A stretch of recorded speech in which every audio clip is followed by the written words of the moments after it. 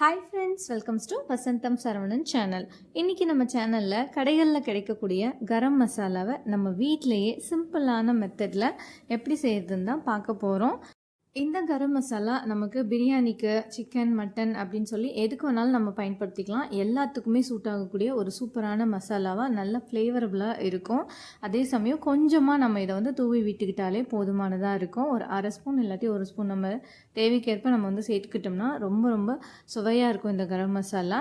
Okay, இப்போது இந்த கரம் மசாலா எப்படி செய்கிறதுன்னு பார்க்கலாம். வீடியோக்குள்ளே போகிறதுக்கு முன்னாடி நம்ம வசந்தம் சரவணன் சேனலை சப்ஸ்கிரைப் பண்ணாதவங்க சப்ஸ்கிரைப் பண்ணிக்கோங்க.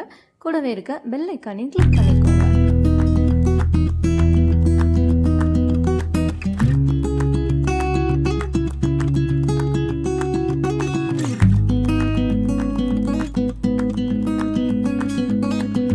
இப்போது கரம் மசாலா செய்கிறதுக்கு தேவையான பொருட்கள்லாம் என்னென்னு பார்த்துடலாம். கொஞ்சமாக ஏலக்காய் எடுத்து வச்சுருக்கேன், அது கூட கிராம்பு, அது கூட 2 ஜாதி பத்திரி எடுத்து வச்சுருக்கிறேன். பெரிய சைஸ் ஏலக்காயிலே பெரிய சைஸ் ஏலக்கான்னு சொல்லி கிடைக்கும் கடைகளில். கரம் மசாலாக்கான்னு கேட்டு பாருங்கள், கண்டிப்பாக கிடைக்கும்.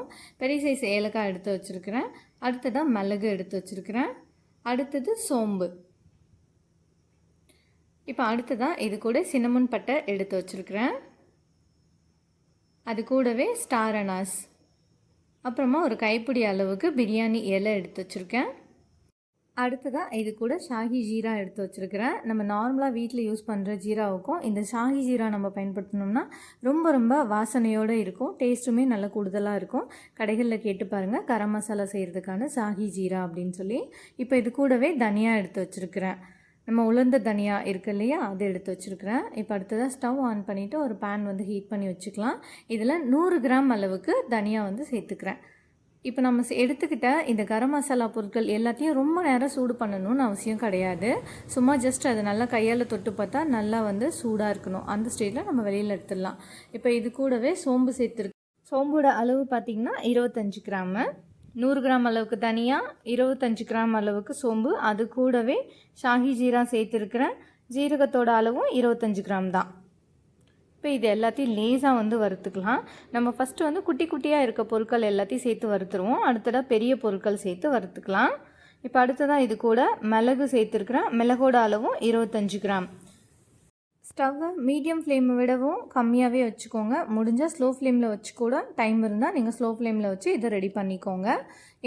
ஏன்னா நம்ம இந்த கரம் மசாலா பொருட்கள் எல்லாத்தையும் ரொம்ப நேரம் வறுக்கக்கூடாது. அப்படி வறுத்தோம்னா அது ஒரு மாதிரி கரிஞ்சு போன மாதிரி ஸ்மெல் வர ஆரம்பிச்சிடும். கொஞ்சம் தீஞ்சால் கூட நமக்கு கரம் மசாலாவோட டேஸ்ட் போயிடும்.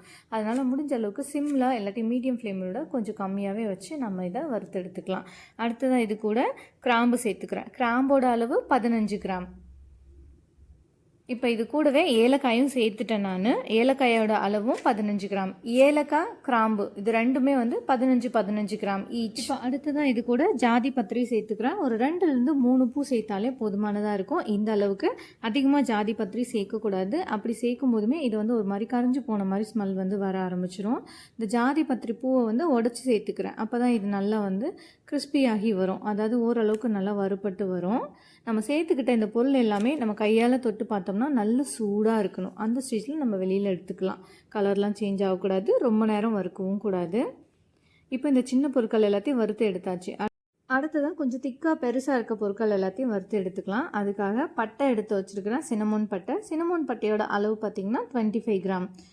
இப்போ அடுத்ததான் இது கூட ஸ்டார் அனாஸ் சேர்த்துக்கிறேன். ஸ்டார் அனாஸோட அளவு பார்த்திங்கன்னா 25 கிராம். இப்போ இந்த மாதிரி பெரிய பொருட்கள் வறுக்கும்போது நம்ம மீடியம் ஃப்ளேமில் ஸ்டவ்வை மெயின்டைன் பண்ணிக்கலாம். இதுவுமே நமக்கு கரிஞ்சு போயிடக்கூடாது. இப்போ இது கூட பெரிய சைஸ் ஏலக்காயில் நம்ம நார்மலாக அந்த க்ரீன் கலரில் இருக்கிறது தான் யூஸ் பண்ணுவோம். ஆனால் இந்த மாதிரி மசாலா அரைக்கிறதுக்கு பெரிய சைஸ் ஏலக்கான்னு சொல்லி கடையில் கிடைக்கும். அந்த பெரிய சைஸ் ஏலக்காய் கேட்டு வாங்கிக்கலாம். அது ஒரு 10 கிராம் அளவுக்கு சேர்த்தா போதுமானதாக இருக்கும். பெரிய சைஸ் ஏலக்காய் 10 கிராம். இப்போ அவ்வளோதான். இது எல்லாமே ஓரளவுக்கு நல்லா சூடாகிடுச்சு. இப்போ இந்த ஸ்டேஜில் இது எல்லாத்தையும் வெளியில் எடுத்துகிட்டு ஸ்டவ்வை ஆஃப் பண்ணிடலாம். ஸ்டவ்வை ஆஃப் பண்ணிவிட்டு ஒரு கைப்பிடி அளவுக்கு பிரியாணி இலையை நம்ம இந்த வானலியில் சேர்த்துடலாம். அதில் இருக்க சூடே இதை வறுக்கிறதுக்கு போதுமானதாக இருக்கும். இந்த இலையெல்லாம் நம்ம உடச்சி கொஞ்சம் சேர்த்துக்கிட்டோம்னா சீக்கிரத்துலேயே அது நல்லா கொஞ்சம் சூடாகி வறுப்பட்டு வந்துடும். பாருங்கள், ஸ்டவ்வை ஆஃப் பண்ணிட்டு தான் நம்ம இந்த பிரியாணி இலையை அந்த வானலியோட சூட்லேயே சேர்த்துக்கிட்டோம்னாலே போதுமானதாக இருக்கும். நல்லா வறுப்பட்டு வந்துடும் நமக்கு. இப்போ இந்த வறுத்த பொருட்கள் எல்லாத்தையும் கம்ப்ளீட்டாக நல்லா ஆற வச்சிடலாம். கம்ப்ளீட்டாக ஆறிட்ட பிறகு இதை ஒரு மிக்ஸி ஜாருக்கு மாற்றி நம்ம வந்து அரைச்சி எடுத்துக்கலாம். அதுக்கு முன்னாடி இப்போ இந்த பெரிய பெரிய சைஸில் இருக்க பொருட்கள்லாம் இருக்குது இல்லையா, இந்த பட்டை, அதுக்கப்புறம் இந்த அன்னாசி பூ, பெரிய சைஸ் ஏலக்காய், இது எல்லாத்தையும் நம்ம அப்படியே மிக்ஸி ஜாரில் சேர்த்தோம்னா அரைக்க வராது. அதனால் அதை வந்து 1-2 உடச்சி போட்டுக்கலாம்.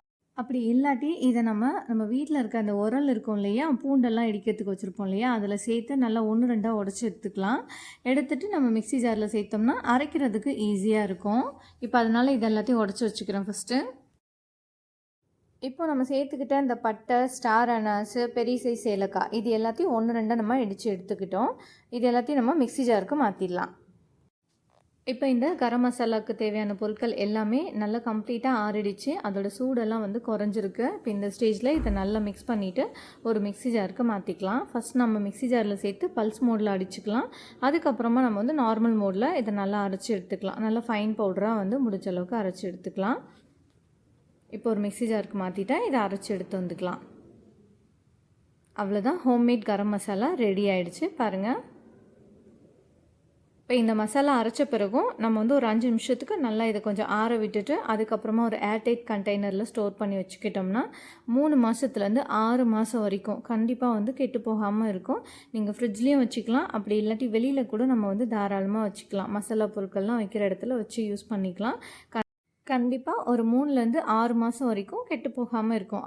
இப்போ நம்ம அரைச்சி வந்தால் இந்த கரம் மசாலாவை நல்லா சலிச்சு எடுத்துக்கலாம். இது எதுக்காக அப்படின்னா, சம்டைம்ஸ் நம்ம இதில் சேர்க்குற ஏலக்காய், அந்த பட்டை, இதெல்லாம் அரைப்படாமல் திப்பியாக இருக்கும். அந்த மாதிரி இருந்தால் நம்ம சலிக்கும் போது அது வந்து தெரியும். அதை மறுபடிக்கும் நம்ம மிக்ஸி ஜாரில் சேர்த்து அடுத்த செட்டை அரைக்கும் போது நல்லா ஃபைன் பவுடராக அரைச்சி திரும்பவும் வந்து நம்ம சலிச்சுட்டு சேர்த்துக்கலாம். இதுக்காக தான். இப்போ பாருங்கள், கரம் மசாலா எல்லாமே ரெடி ஆகிடுச்சு. இந்த கரம் மசாலாவை நம்ம சிக்கன் குழம்பு, மட்டன் குழம்பு, பிரியாணிக்கு, ஃபிஷ் ஃப்ரை செய்யும்போது கூட அது கூட கொஞ்சமாக கரம் மசாலா சேர்த்து நம்ம செஞ்சுக்கலாம். ரொம்ப டேஸ்டியாக இருக்கும். லேசாக நம்ம தூவி விட்டாலே போதுமானதாக இருக்கும்.